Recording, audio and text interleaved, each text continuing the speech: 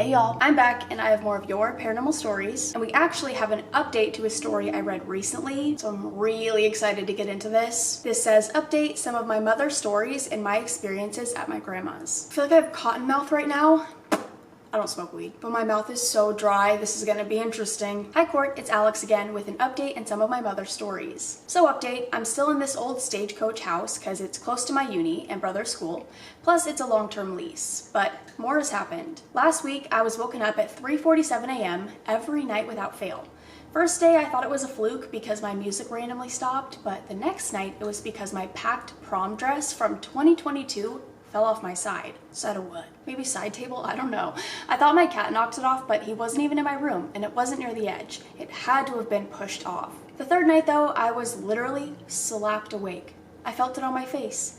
The next night weren't any better. A kick to my back and scratches on my arm. It was the worst week of sleep of my life. Also, my brothers are hearing mimics. They hear my mom calling them when she isn't home or me when I haven't said anything. My dog keeps barking in the middle of the night when I'm home alone, as well as at my closet, and my dog refuses to go in there, as well as my cats, and same with me now. But currently, I'm sure that I've got someone watching what I'm doing, and at the moment, there is a hot, searing pressure on my arm, and I have goosebumps on my back. So for now, I'll just live with it. Also, I know I'm protected from anything due to my grandma's past. I stay protected. But on to some of my mother's stories. A little acknowledgement before. As I said previously, my grandma delved into negative stuff.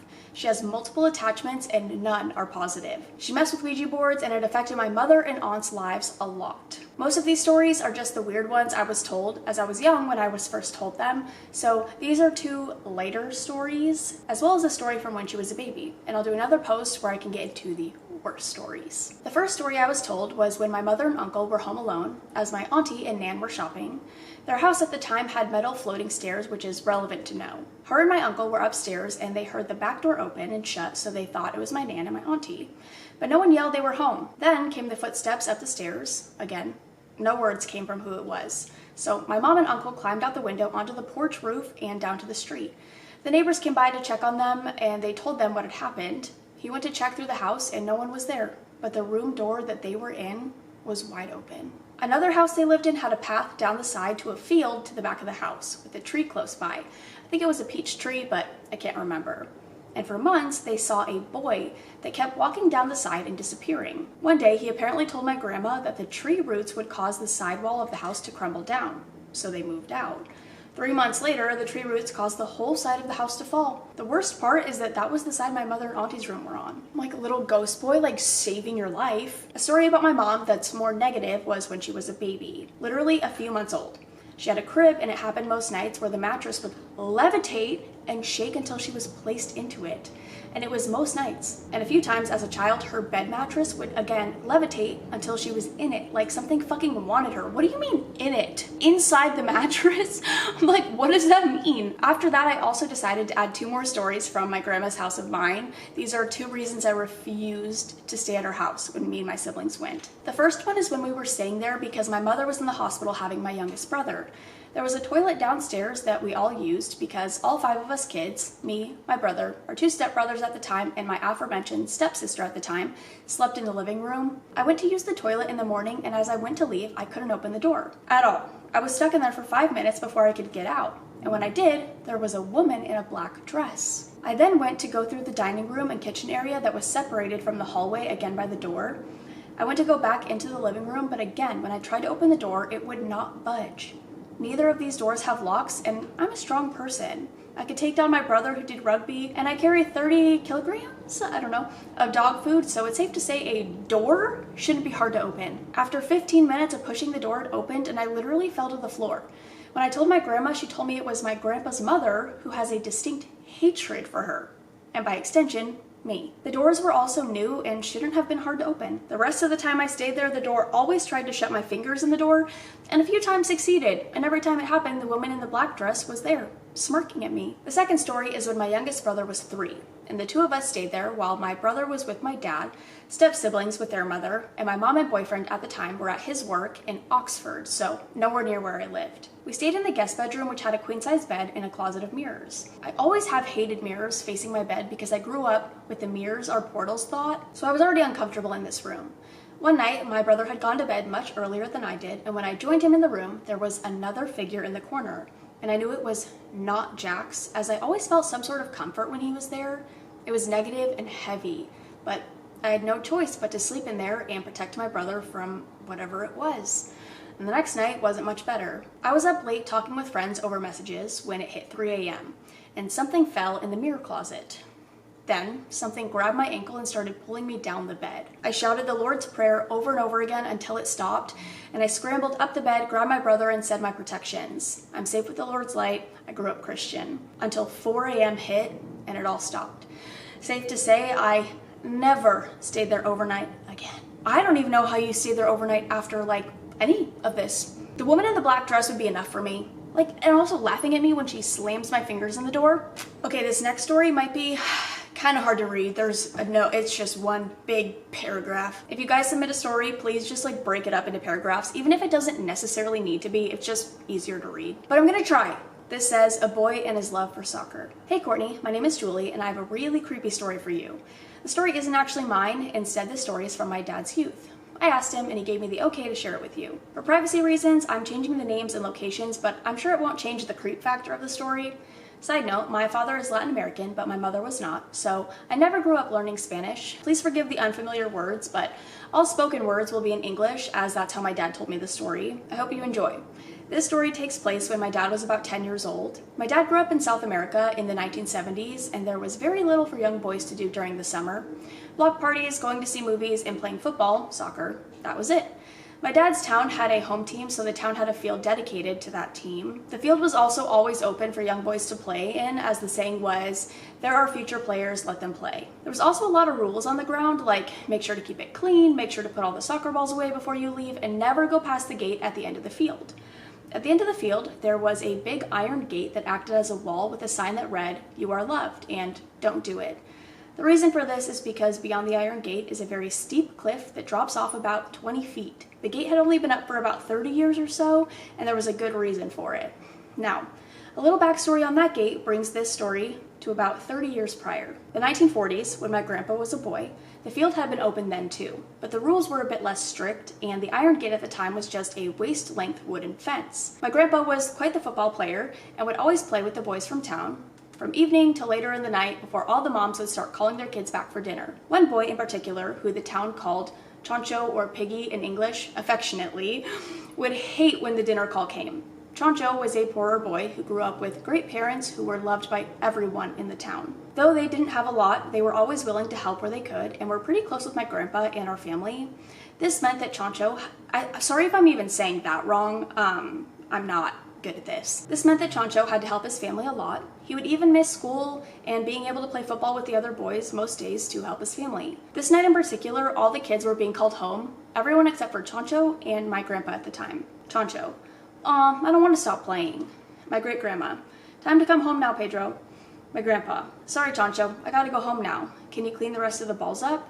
Chancho, sighing, "Okay, I'll clean them up, but I want to play a little bit more before I do that." My grandpa, "Okay, have fun."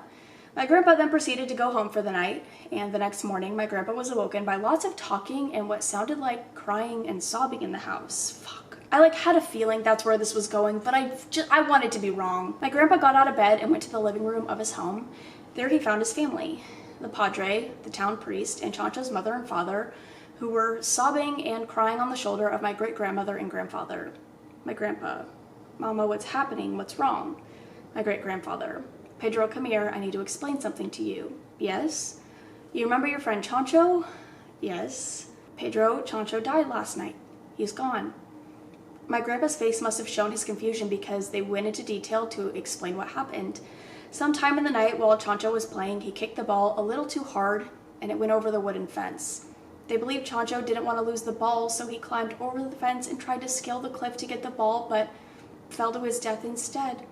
The next day, all the town boys were forbidden to go to the soccer field until about a week later when the iron gate had been put up with all the signs to warn people and kids not to go beyond it. Now, jumping back to the 1970s, there was a night my dad can never forget.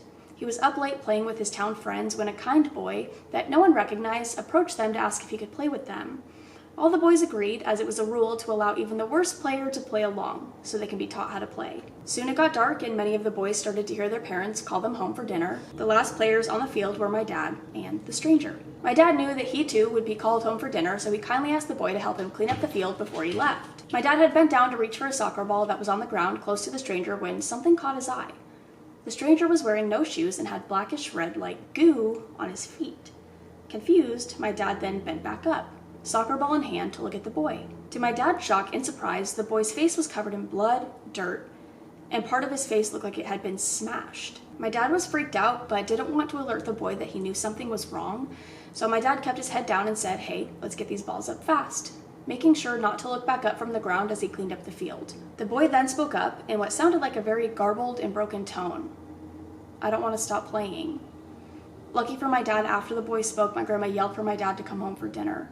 My dad told the boy, "Hey, sorry, I gotta go home for dinner or I'm gonna be in trouble. Do you think you can finish cleaning up the field? Thanks." With that, my dad turned and walked as calmly as he could out of the field. When he was sure he was far away from the field, not to be seen, he made a mad dash back home as fast as he could. By the time he got home, he was dry heaving, choking on air, and had tears coming out of his eyes. My aunts and uncle were worried, asking him what happened, and my grandma pulled my dad down to sit on the couch. "Oscar, what's wrong? Oscar, tell us why you're like this." I saw." "Calm down, breathe, and tell us who you saw." My dad then proceeded to tell my grandparent what he saw in the field. My grandma's face turned to pure shock, while my grandpa sat there unwavering, instead looking sad and somewhat understanding. My grandpa then tells my dad the story of Chancho and the reason for the iron gate. For many months after that, my dad avoided the soccer field entirely, only playing on it when the sun was out. He says he never saw Chancho again and that no one else in the town ever saw him playing on the field either, but that the field was known to be haunted, as soccer balls could be seen moving around on their own some nights.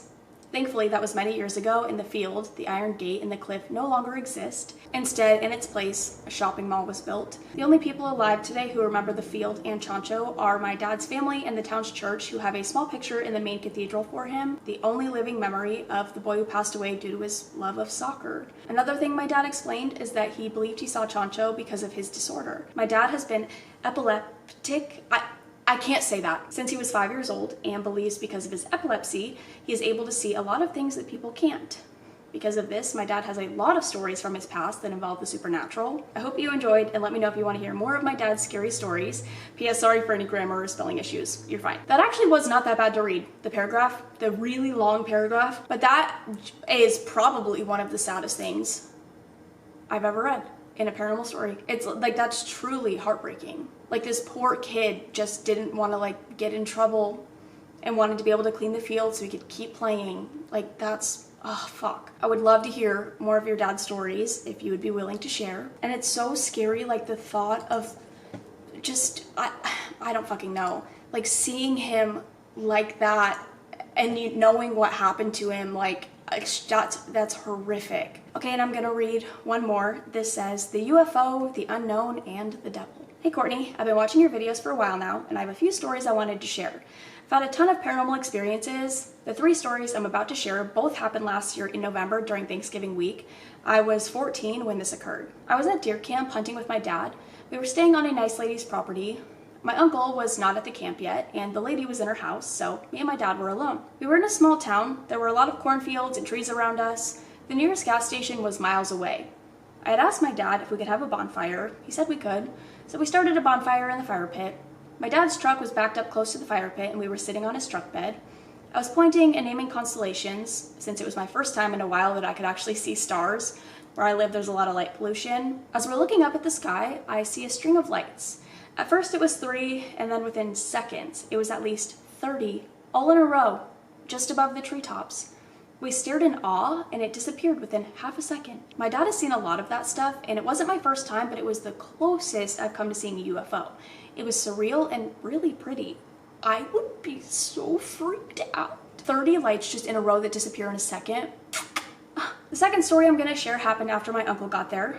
My dad, uncle, and I were all hanging out on my dad's camper talking when they decided they wanted to run to the gas station. Like I mentioned earlier, it was miles away. My dad's truck doesn't have enough room to have more than 2 people, so only my uncle and my dad left.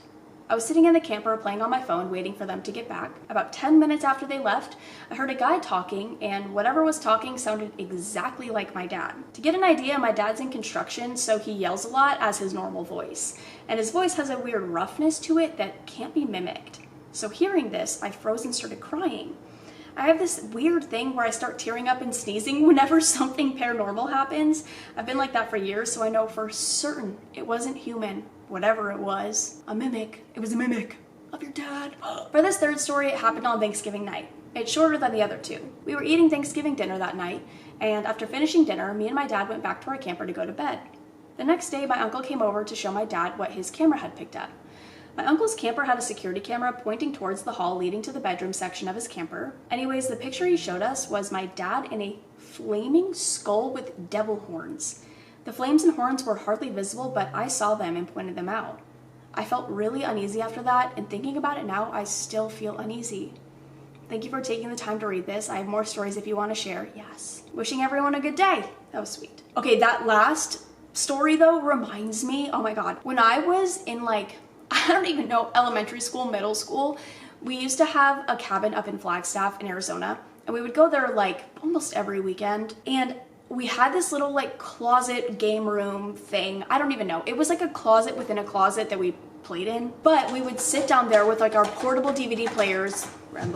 We had these portable DVD players that we would watch random movies on, whatever.